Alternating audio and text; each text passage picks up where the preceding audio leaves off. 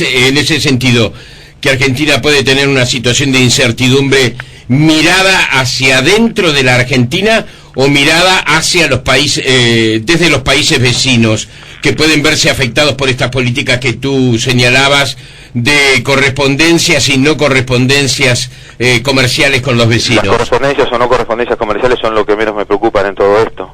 Lo que más me preocupa es que haya un desencadenamiento explícito inflacionario en Argentina, que se agudice, un dólar que empieza a subir y que cuando se empiezan a desbocar todos los precios, siempre el dólar es el que gana la carrera en el corto plazo, y tengamos problemas mucho más serios, que terminan siendo comerciales también, porque nos volvemos súbitamente menos competitivos con el país que devalúa.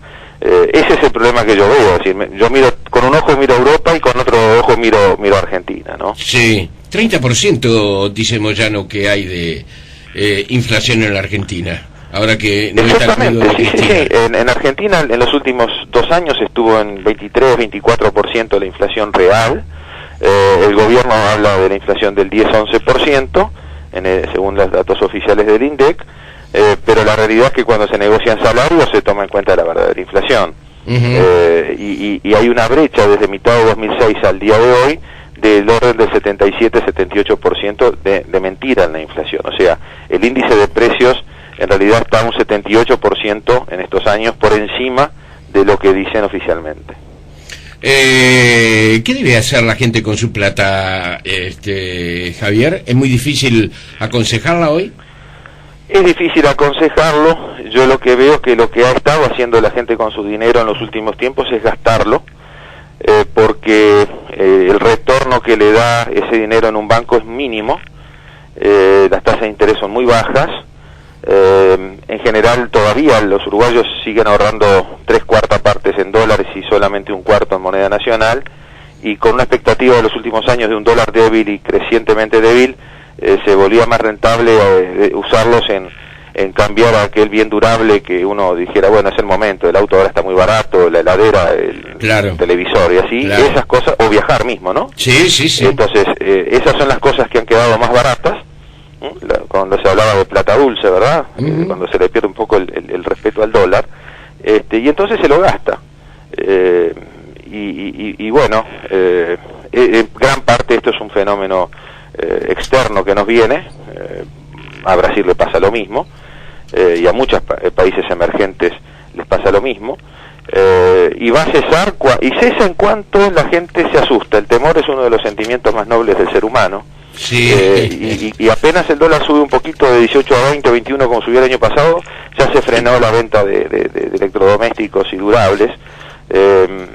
Entonces, yo creo que ese es un poco el termómetro que vamos a seguir, donde la gente vea que seguimos en este escenario internacional de tasas muy bajas y se restablece un poquito el orden en Europa y no hay muchos temores. Bueno, la gente va a seguir gastando fuerte, pero donde haya un poquito de temor, la gente se va a replegar y va a ajustar antes de que pasen las cosas, como ha pasado otras veces. Claro, a la gente le gusta vivir lo mejor posible, por su trabajo merece niveles de confort que debe tener, los productos y las cosas que se nos ofrecen hoy son muy tentadoras, ¿verdad? Sí. Realmente algunas de ellas muy valiosas, no solamente desde el punto de vista económico estoy hablando, ¿verdad?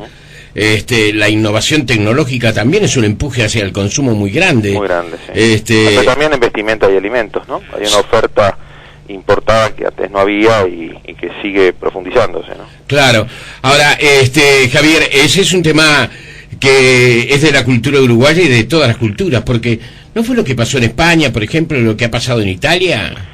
Bueno, pero ahí es un tema que ya nos saca de la economía y nos lleva un poco más a la filosofía. Sí. Y es inevitable hacer referencia a ese concepto que nuestro presidente menciona muchas veces del consumismo.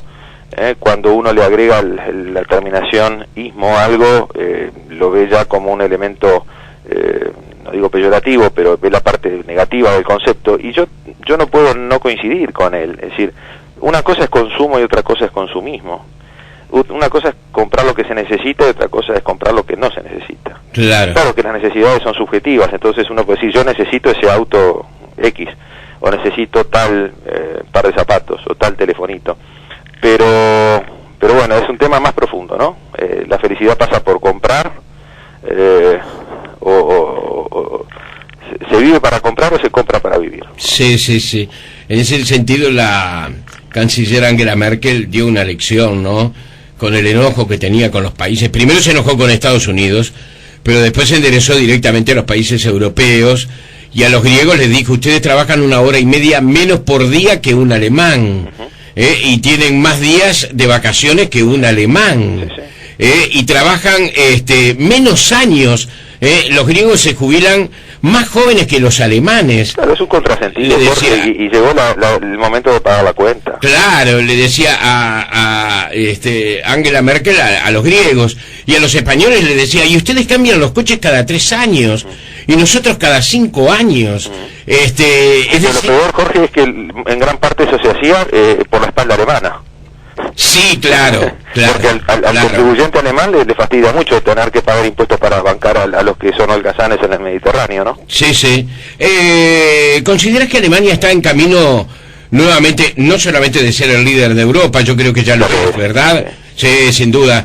Pero además los alemanes, que están atados, digamos, a una historia cargada de páginas muy oscuras, tienen páginas formidables desde el punto de vista de la reflexión, el pensamiento, la investigación, la cultura del trabajo, la búsqueda de la perfección, yo qué sé, una cantidad de cosas que hacen de Bueno, Alemania. cuando el canciller era Schröder hace 10 años, hizo las reformas laborales que el resto de Europa no hizo, y ha podido seguir bancando una situación que los demás no bancaron.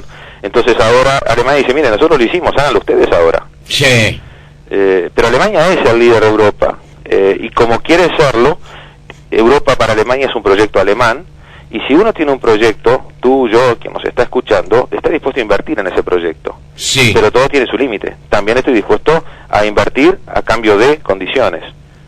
Yo te rescato, pero tú haces esto. Y lo que estamos viendo en Grecia ya es el extremo de eso, donde prácticamente hay una intervención de la Unión, o de Alemania a través de la Unión, en las finanzas públicas del país, que es uno de los elementos de su soberanía.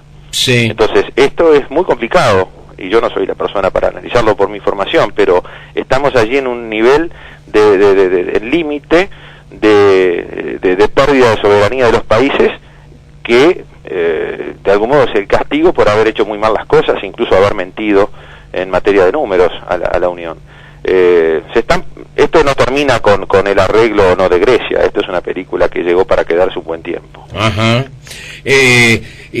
Perdóname que derive, Javier, pero me interesa tu perspectiva. Quedándome en Alemania, ¿no? Alemania no es el país más rico de Europa en recursos naturales. No lo es.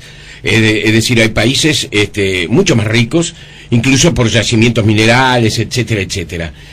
¿Qué es lo que hace a un país realmente rico si es que no tiene los recursos naturales que le den por sí mismo naturalmente esa ubicación? El capital humano. Es decir, hay 3 fuentes, ¿no? Los recursos naturales, Uruguay es rico en eso, más rico que muchísimos países que hoy nos superan en Asia, por ejemplo. El capital propiamente conocido como tal, es decir, las inversiones en un país, y el capital humano, es decir, la educación. El stock de capital acumulado en la sociedad. Ese es uno de los secretos del ascenso de Chile en las últimas décadas. Cada nueva generación que llega al mercado de trabajo llega con más capital humano incorporado por la enseñanza adquirida en los años de estudio que la generación que sale porque se jubila. Claro. Entonces el stock de capital está teniendo altas que lo enriquecen respecto a las bajas. Sí. En Uruguay está pasando lo contrario. Claro.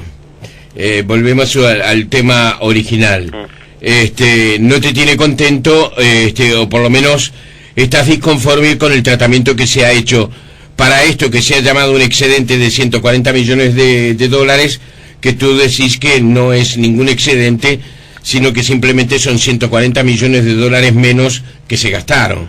Sí, pero mucho más allá de eso, el tema es este trancazo que hay a nivel político, sindical, en materia de enseñanza pública, que lo único que hace es seguir perdiendo el tiempo a generaciones de jóvenes. Estudiantes jóvenes, sí, claro.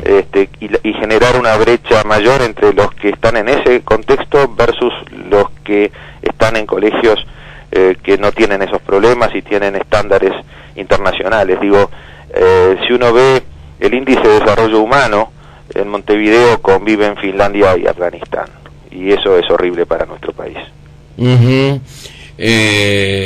Sí, enseñanza privada que ha tenido también de alguna manera sus presiones y que tiene también sus etiquetas, aunque la mayoría de nuestras autoridades envían a sus hijos y nietos a los colegios privados, ¿eh? Sí, pero parece increíble que haya en nuestra sociedad personas que crean que la solución es igualar para abajo, ¿no? Claro. Javier, la última, pasando raya entonces, y ya que estamos en febrero, nos acercamos al carnaval, tú eres una persona de pensamiento serio, por lo tanto, ¿qué perspectivas podemos ver? Yo soy optimista en principio. Si tuviera que formular un escenario básico para el año, el escenario es positivo, una economía que va a seguir creciendo, un desempleo que va a seguir muy bajo, los salarios reales subiendo, pero eso sí, solo sí, no tenemos muy malas noticias que vengan, o de Europa o de Argentina. Ese sería un poco el resumen. Ajá. Pero claro, esas nadie las puede, porque dependen muchas veces de aspectos políticos también. Sí. ¿Ves mejor Estados Unidos? Sí, Estados Unidos se está levantando. Por supuesto que no es una isla en el desierto, un oasis, y cuanto peores sean las noticias provenientes de Europa, obviamente a Estados Unidos lo afecta también. Pero crece. Está recuperando mercado de trabajo, se está gastando de vuelta, se está usando la tarjeta, se está endeudando de vuelta a la gente.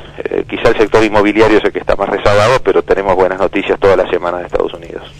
Señores, el economista Javier de Aedo ha estado con nosotros. Un abrazo, Javier. Que pases bien, ¿eh? Chau.